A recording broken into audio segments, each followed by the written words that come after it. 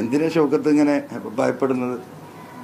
എങ്ങോട്ടേക്കായി പോകുന്നു? 75,000 വോട്ടിന് നിങ്ങൾ എഴുതി വെച്ചോ. ട്രോളിക്കുന്നവർക്ക് ട്രോളാം, ചിന്തിക്കുന്നവർക്ക് ഉൾക്കൊള്ളാൻ കഴിയില്ല. 75 വോട്ടിന്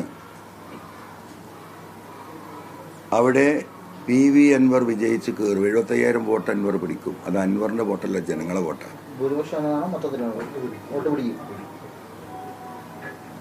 സോറി, 75,000 വോട്ടിന്റെ ഭൂരിപക്ഷം 30,000 പ്ലസ് 70, അറൌണ്ട് 70,000 to 75,000 വോട്ട്. കാരണം അത് അതിന് കൃത്യമായ കണക്കാണ്. അവിടെ CPM-നെ സംബന്ധിച്ച് 75,000 വോട്ട് പിടിക്കും. അതായത് പ്രിയങ്ക ഗാന്ധി പിടിച്ച 97,000 വോട്ടാണ്.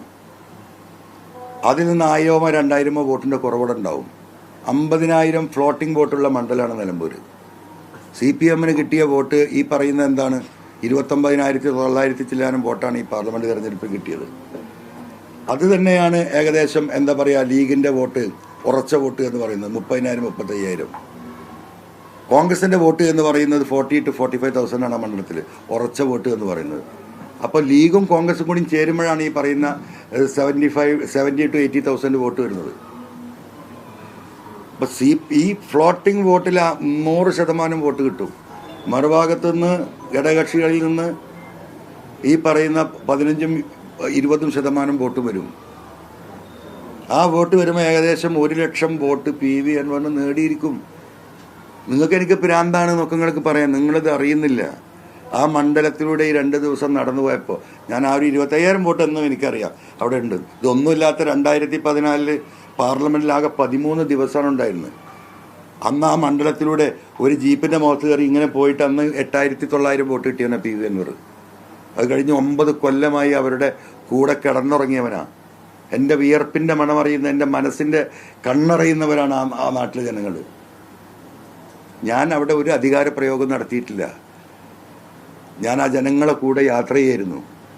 അതവർക്കറിയാം. അവരുടെ എല്ലാ ദുരന്തങ്ങളിലും പാവപ്പെട്ട വയനാട്ടിലെ ഈ സാധുക്കൾ ഈ കഷ്ടപ്പെടുമ്പം ഇവിടെ മരിച്ചു വീണ ഒരു വീട് പോയവർക്കും സർക്കാരിൻ്റെ വാങ്ങി പോക്കറ്റ് മണിയാക്കി കൊടുത്ത് ജനങ്ങളുടെ നിന്ന് പിരിവ് വാങ്ങി അവർക്ക് ഭൂമിയും സ്ഥലവും വീടുണ്ടാക്കി കൊടുത്ത് എന്തുകൊണ്ടാണ് അറിയാം നിങ്ങൾ? ആ കവളപ്പാറയിലൊക്കെ ജീവിക്കുന്ന മനുഷ്യർ ഇപ്പം ഈ 500, 600, 700 സ്ക്വയർ ഫീറ്റ് താമസിക്കുന്ന മനുഷ്യർ എന്ന് പറയുന്നത് 1000, 1,500 സ്ക്വയർ ഫീറ്റിൽ വീട്ടിൽ 1 ഏക്കറും 1/2 ഏക്കർ സ്ഥലത്ത് സുഖമായിട്ട് ജീവിച്ചിരുന്ന ആളുകളാണ്. ആ മനുഷ്യരെ പിന്നെ നമ്മൾ കോഴിക്കൂട്ടിലേക്കാണ് തള്ളുന്നത്. ഇപ്പം 30 ലക്ഷം വെച്ചിട്ട് ആ ഊരാളുകളിന് കരാർ കൊടുത്ത് ജനങ്ങളെ ശബ്ദം ഉണ്ടാക്കിയപ്പോൾ 20 ലക്ഷം ആക്കി ഒരു വീടിന്. അപ്പം നിങ്ങൾ വേറെ എവിടെയും പോകണമെങ്കിൽ 15 ലക്ഷം കൊടുക്കുള്ളൂ. 1.25 കോടി കൊടുക്കുക. ഞങ്ങൾക്കത് വേണ്ടാന്ന് പറഞ്ഞാൽ പോൾക്ക് 15 ലക്ഷം കൊടുക്കുള്ളൂ. പച്ച മനുഷ്യനെ പിച്ച് ചീന്തി മരിച്ചു പോയവരുടെ രക്തം കുടിക്കുക ഈ വഞ്ചകൻ.